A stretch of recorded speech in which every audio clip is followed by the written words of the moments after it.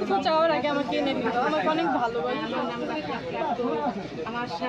বলতে গেলে যে আব্বুর জায়গাটা সারা জীবন অপূর্ণ থেকে যাবে। আব্বুর মতো তার কেউ হয় না, তার মতো তো কেউ কখনো কেউ ভালোবাসতে পারে না, পাশেও না।